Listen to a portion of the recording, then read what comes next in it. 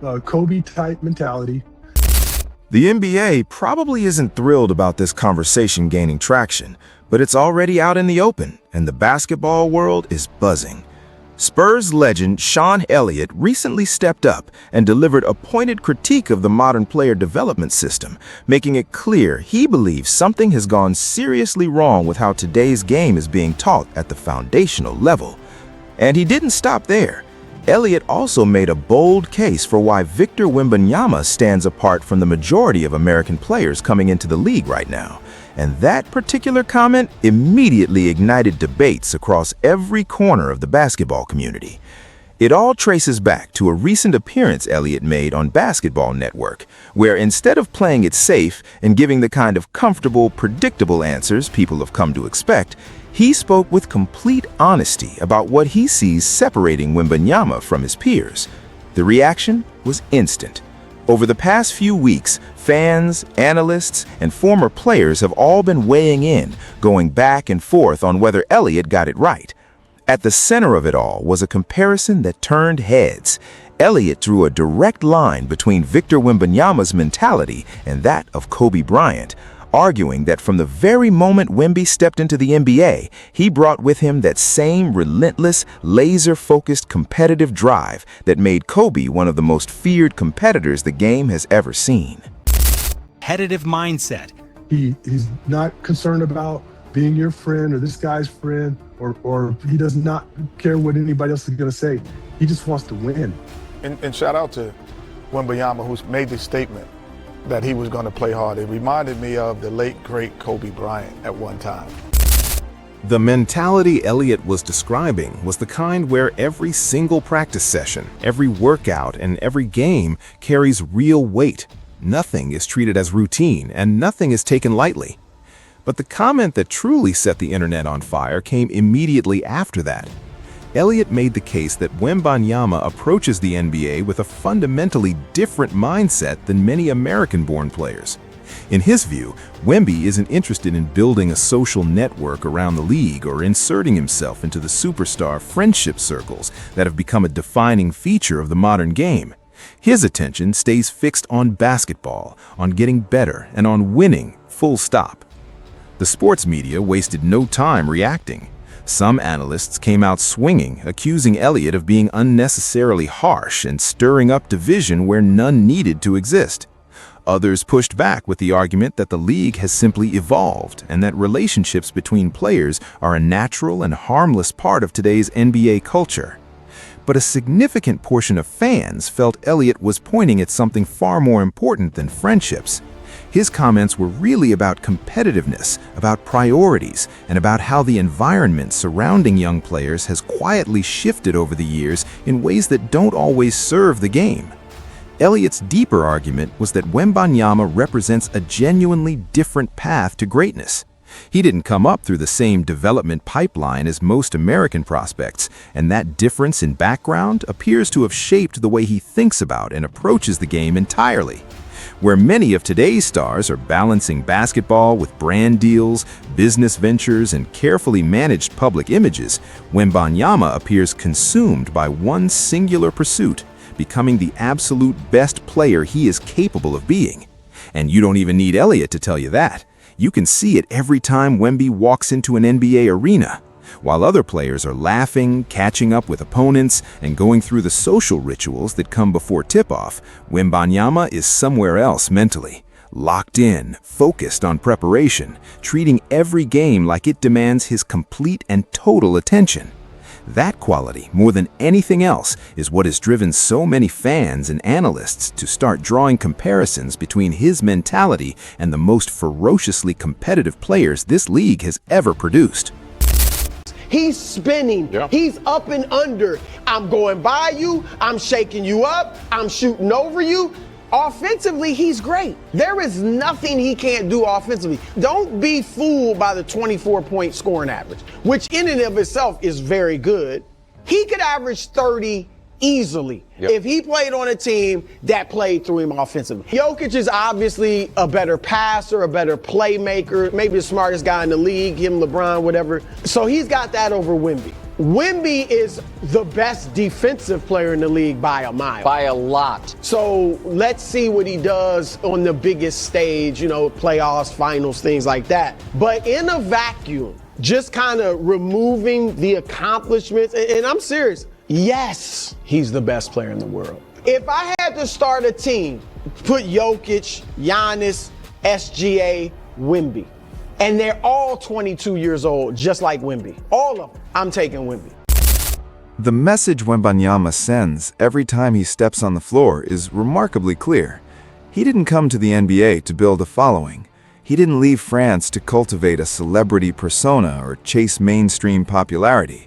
He came to compete, to grow, and to pursue greatness with everything he has, every single day without exception. And that singular focus is precisely why Kobe Bryant's name keeps coming up whenever people talk about him. Kobe built his entire legacy on a brand of competitiveness that was almost unsettling to witness. Every matchup was a personal challenge that needed to be solved and won. Opponents weren't just other basketball players sharing the court. They were obstacles between him and what he was after, and he treated them accordingly. A growing number of fans are beginning to see those same traits taking shape in Wembanyama, not because he has already reached the heights that Kobe reached. That comparison still has years to develop, but because the drive underneath it all looks strikingly familiar. That same burning desire to get better, to impose his will, and to refuse anything less than dominance appears to be operating at the core of everything Wemby does. On the lane, handing to Wembanyama! Jackhammers it in! Whoa! You're showing us everything. And letting you know Monday, it wasn't a fluke. Guarded by Washington. Wembanyama, the fake, the reverse, and the foul. A figment of our basketball imaginations. That was really the heart of what Elliott was getting at. And the more you examine it, the more compelling the comparison becomes. Wembanyama has never hidden his admiration for Kobe Bryant. He studied Kobe's mentality, his preparation rituals, and his entire approach to competition long before he ever set foot in an NBA arena. But one moment in particular stopped people in their tracks. During an appearance on San Antonio's official media platform, Wemby was asked to give his all-time basketball rankings, and instead of placing Spurs icon Tim Duncan at the top, he ranked Kobe Bryant above him. The response was immediate and loud. Spurs fans flooded the comment sections, debates broke out across social media, and the basketball world spent days arguing over the ranking. And to be fair, the reaction made sense. Tim Duncan is practically sacred in San Antonio. 5 championships, 2 MVP awards, and one of the most decorated careers the sport has ever produced. So the fact that Wemby placed someone else ahead of him was always going to raise eyebrows. But it's also not hard to understand.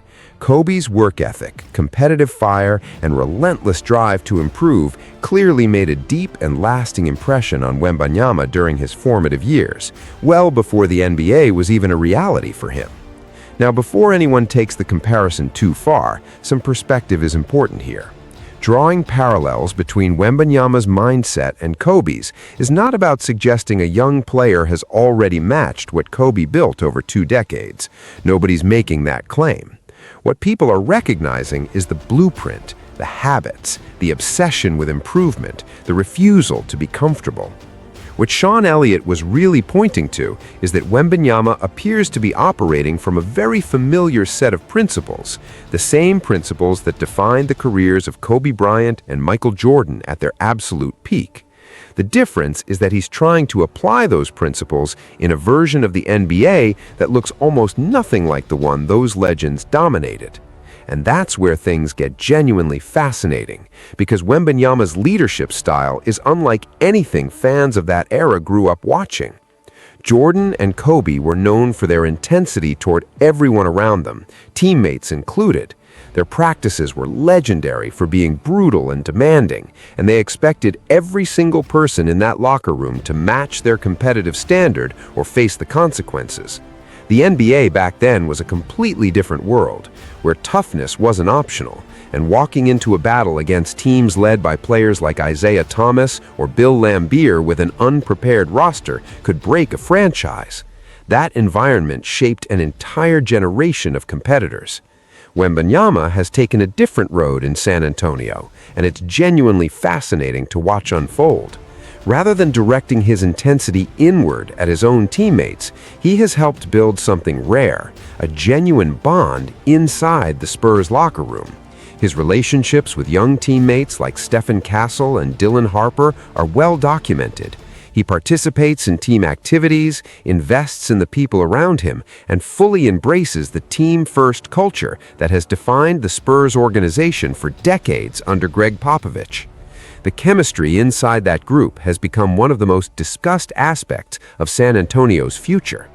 But make no mistake, that unity should not be mistaken for a lack of competitive edge. This is where a lot of people get it wrong. By building genuine trust and loyalty within the locker room, Wembanyama has created a group that truly believes in one another, and that foundation makes them significantly harder to beat when the games actually matter. Inside the building, it's about accountability and brotherhood. But the moment tip-off arrives, Wemby flips a switch and becomes one of the most relentless and driven competitors in the entire league. If you need proof of that, the playoff moments we've already witnessed from him tell the story better than any words could. During a bruising playoff matchup against Minnesota, tensions reached a boiling point, and Wembanyama was ejected following a physical on-court incident involving Naz Reid. The media immediately erupted with takes and demands. Some expected a polished public apology. Others wanted him to come out and explain himself in detail. But Wembanyama did neither. He kept his head down, stayed focused on basketball, and refused to be pulled into the noise. That response reminded a lot of people of an older generation of players, stars who let their game speak for them and treated playoff intensity as simply part of the price of chasing championships. Former players have taken notice, too. The likes of Charlie Villanueva and Raymond Felton have spoken openly about Wembanyama's competitive edge and physical presence, pointing out that he brings a level of emotional investment to the game that feels reminiscent of earlier eras when playoff basketball was rawer and more personal. In their view, Wemby isn't just relying on his extraordinary gifts. He's bringing energy, confidence, and a genuine willingness to go to war with opponents every single night. That mentality, they argue, is exactly what it takes to one day become the face of this league. And what makes it truly frightening for the rest of the NBA is that this mindset is packaged alongside defensive abilities that barely seem possible. Throughout his young career, Wembanyama has already put together defensive performances that leave analysts struggling to find the right words. His shot-blocking numbers during certain stretches have looked less like NBA statistics and more like something out of a video game. Opposing players are forced to recalibrate their entire approach the moment they enter the paint with him on the floor. And it's not simply his size or his wingspan doing the work. It's the combination of those elite physical tools with a competitive drive that creates a problem most teams genuinely have no answer to. Former players have consistently pointed out that a large portion of today's stars have simply never encountered anyone quite like Wembanyama, a player with that much length, that much mobility, and that much confidence operating all at once. Which brings everything back to the larger conversation Sean Elliott originally sparked. Because his comments weren't exclusively about Wembanyama, they were also a broader observation about how basketball culture itself has shifted over the decades. Elliott pointed specifically to the AAU system, where the top teenage prospects spend years competing against the same group of players, traveling to the same events, building friendships, and becoming deeply familiar with the people they'll eventually face in the NBA. That shared experience, Elliott argued, has played a significant role in shaping the culture that defines today's league. And whether fans agree with that assessment or not, one thing is genuinely difficult to dispute. Victor Wembanyama approaches this game differently from almost everyone else in his generation, and that difference is precisely why the basketball world cannot stop talking about him. By the time most young stars reach draft night, they've already spent years building social media audiences, securing endorsement deals, and cultivating public images that extend well beyond the court. That world is unrecognizable compared to the one Michael Jordan, Larry Bird, and Isaiah Thomas stepped into decades ago. Back then, rivalries carried genuine personal weight.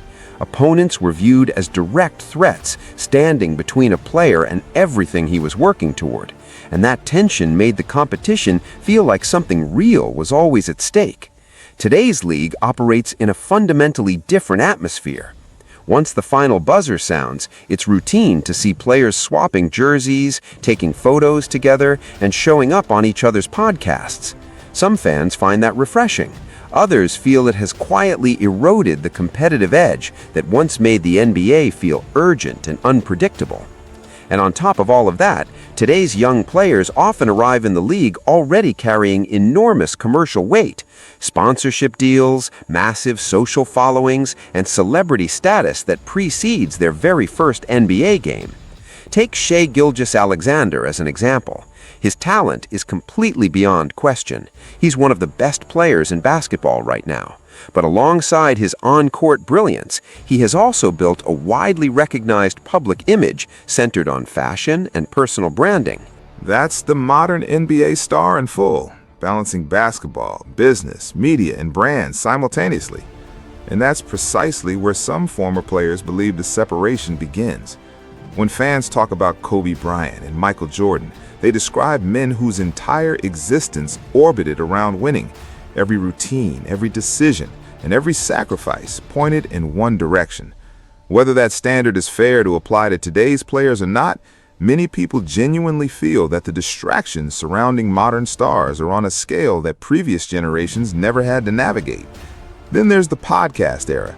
Active players hosting shows, interviewing rivals, giving fans inside access to their lives throughout the season. It's entertaining, no question, but it also changes the nature of rivalries in ways that are hard to ignore. It's almost impossible to picture the legendary feuds of earlier decades playing out the same way if the players involved were sitting across from each other every week, trading stories and laughing on a podcast. That cultural shift is exactly what makes comments from former players land so hard when they speak honestly about what they observe. And it's exactly why Sean Elliott believes Victor Wembanyama represents something genuinely different and genuinely rare in the modern NBA. According to Elliott, Wembanyama developed almost entirely outside the environment that shapes most American prospects. Growing up in France, his teenage years were spent competing in professional basketball systems against grown men who were older, stronger, and far more experienced.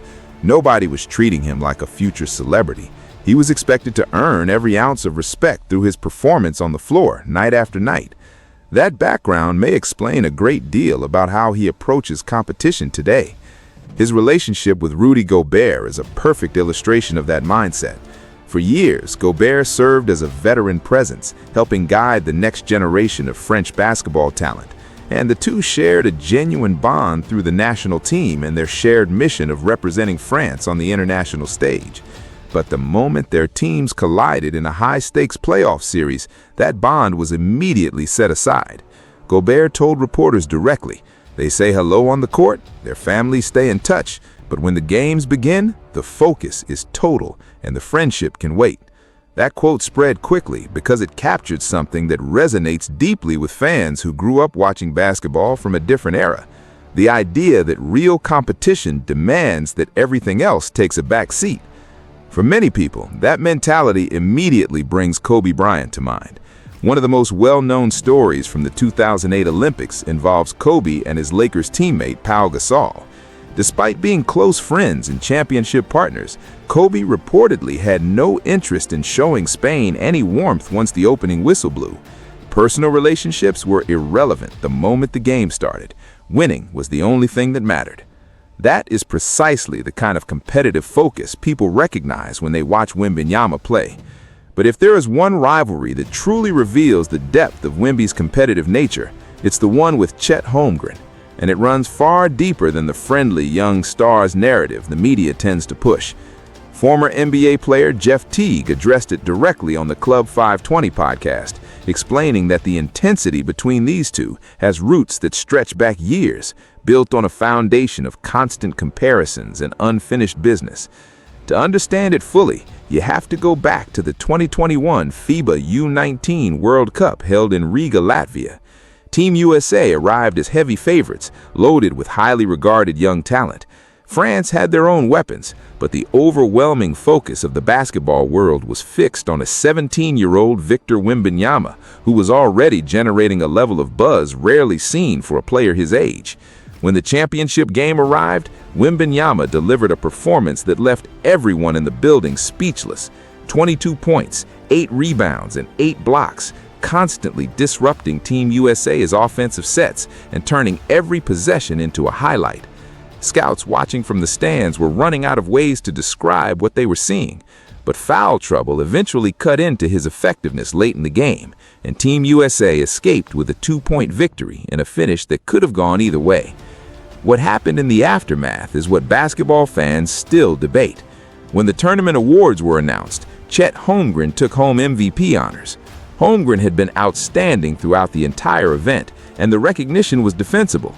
But the debate that erupted was immediate and fierce.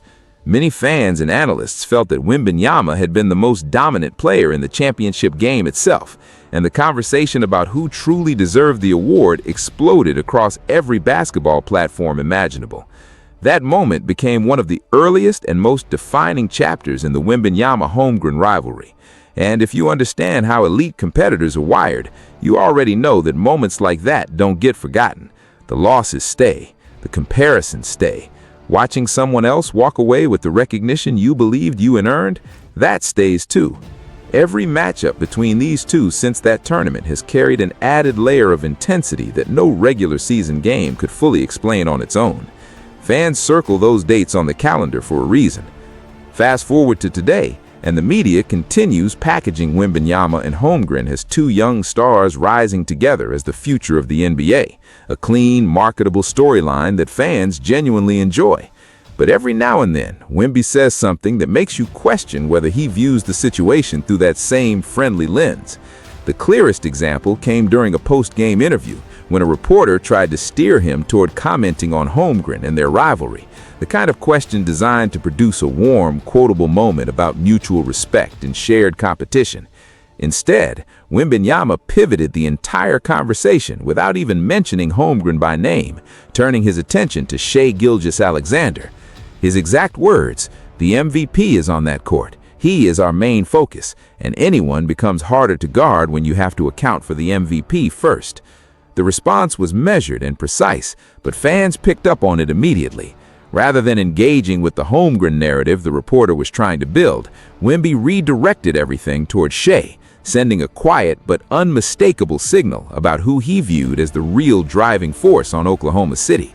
Depending on how you read it, that answer carried confidence, gamesmanship, or a trace of old-school psychological maneuvering, possibly all three. But what was undeniable is that Wembanyama had no interest in building someone else's story at the expense of his own focus. And that quality is a significant part of what Sean Elliott finds so compelling about him. Elliott has spoken repeatedly about how unusual Wembanyama's mindset appears when measured against most players of his generation. Someone who seems genuinely consumed by improvement, preparation, and the relentless pursuit of his own ceiling. Wembanyama himself has talked openly about how often he studies the standards set by Kobe Bryant, not because he believes he has already arrived at that level, but because he treats that mentality as a blueprint worth obsessing over. Elliott once described him as operating in that rare space where exceptional talent meets an equally exceptional work ethic, the kind of player who is still searching for ways to get better, even when everyone around him is already in awe. You can see evidence of that in how he treats events that most players approach casually.